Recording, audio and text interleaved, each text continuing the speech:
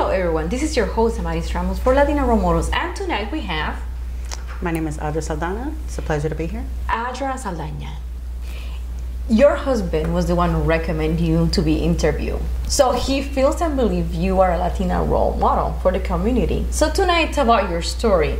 Where are you born? Where are your parents from? Because there's a difference between where you're born and where are they coming from. So tell me about it. Okay, so I was born in New York, raised partly in the Bronx. We moved from the Bronx and we moved to Miami. But your parents are from? Well, my parents are from Puerto Rico. My mother is from Ponce. My father is from Bayamon, and they had all three of us in New York. So when it comes to language, your first language when you were little was Spanish. So you say your mom refuses. My mom refuses to talk to me in English. My mom, I did not speak any English going to school in New York, and I just fell in love with it. I wanted to learn it very quickly, and I did. Was it a challenge for you when you went to school? And then yeah, it was, because I wanted to kind of be with other kids, and they had me in the ESOL class and everything else, and I still can remember not really understanding certain things, and I actually was taken by pulled to the side by a teacher who grew attached to me and found me very funny as a kid, and she taught me how to read in English. She taught me how to read a book, and I love her very much. Her name was Miss Peoples, so I will never forget her, but she basically taught me English. I think sometimes parents they're either afraid that the kids will not learn their original language, or there's some parents that even though their first language is Spanish, they talk to them in English so they don't get bullied or the accent or things like that. Mm-hmm. So you feel at some point as a child kind of like discriminated because you were placed in a group that you feel like it wasn't your group. You wanted to be part of like the general group. Exactly, I did. I definitely wanted to be part of the general group. And I wasn't embarrassed about being Puerto Rican. I wasn't embarrassed about the language. I just was eager to learn at the time. And I was a kid, so I was like really wanting to be a part of other things. I already knew Spanish. There's a lesson to be learned there, or a lesson that you learned there?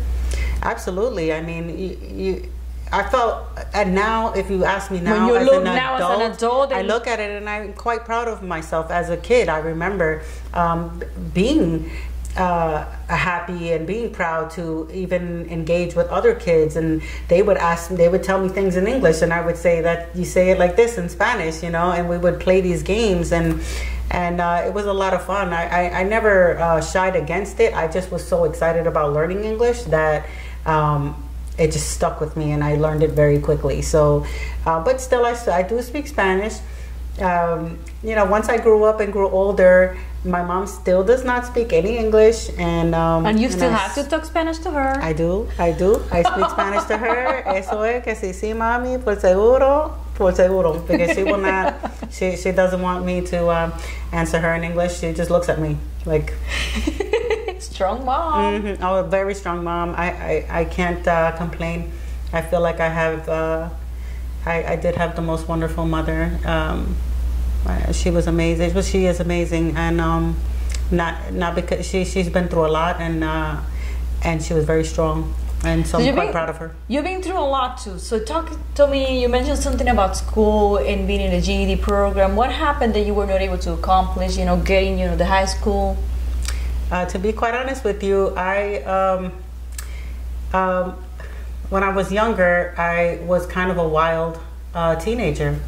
I grew up with two older brothers. My father was a gang member and a drug addict, and because of those things, I experienced certain things as a child that I probably shouldn't have. And so I felt like I needed to prove something. I felt like I needed to be tough, and I could not allow myself to be victimized in any way, any further. And so I became a very tough individual. And so I myself joined a gang, and I dropped out of school. And I just did a bunch of wild things that eventually caught up to me. And I met my husband, Ruben, and he was my first boyfriend. And we got together, and I was 15 years old. And so if I ask how long you've been together, you're gonna, say your age.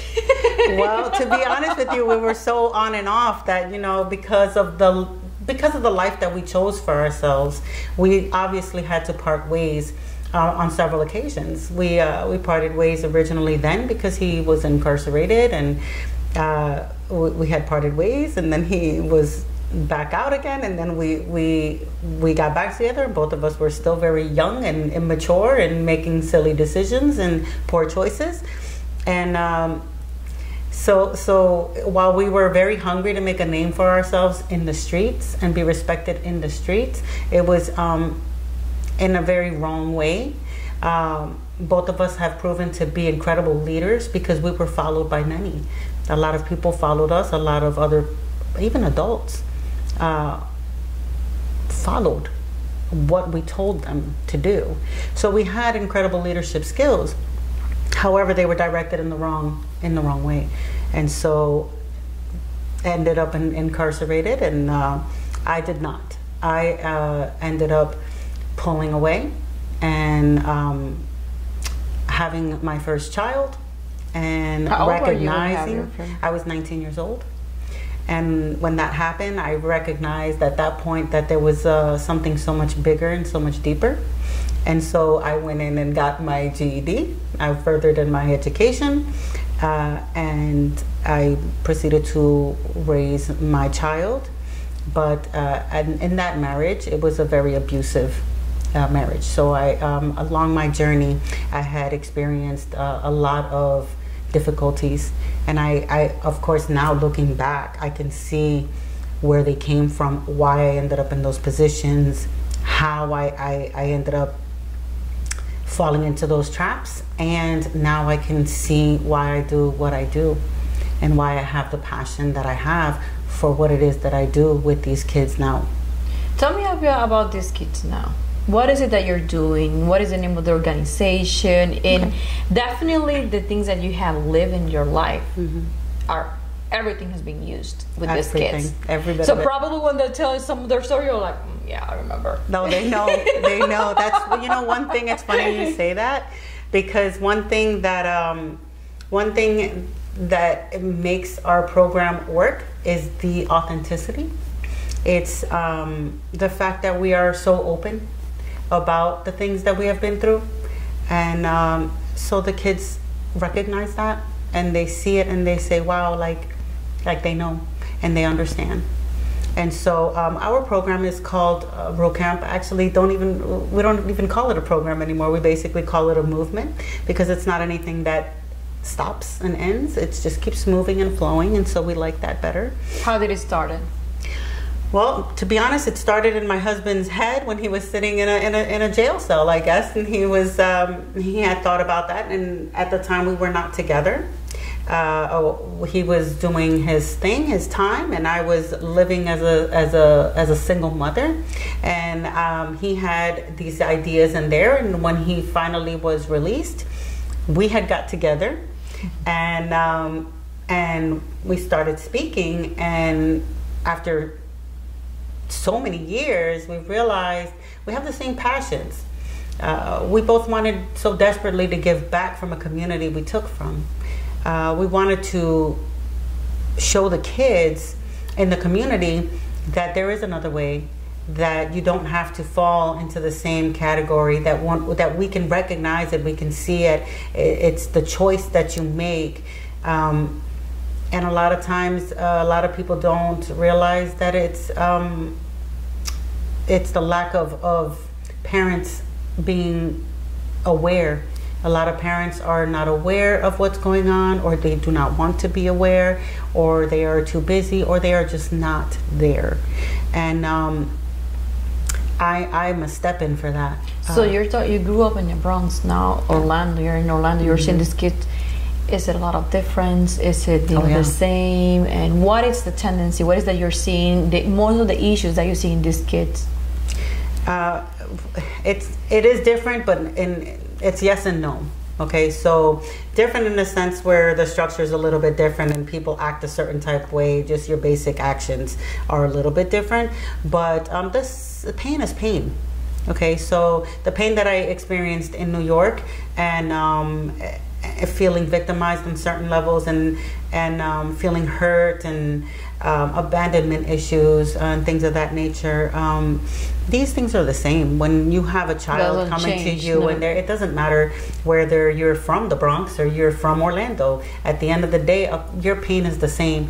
If you experience an abuse from a family member, your abuse is the same. You are hurting the same as the person that it happened to in New York or the person that it happened to in Orlando. At least these kids have you and your husband doing what you're doing. So tell me, what is it that you're doing with these kids? Because I've seen you traveling too. I have, a little bit know about the boxing. Right. Okay, so my husband is very well experienced in martial arts, so MMA. So basically, boxing, kickboxing, grappling, jiu-jitsu, things of that nature. So it's called MMA.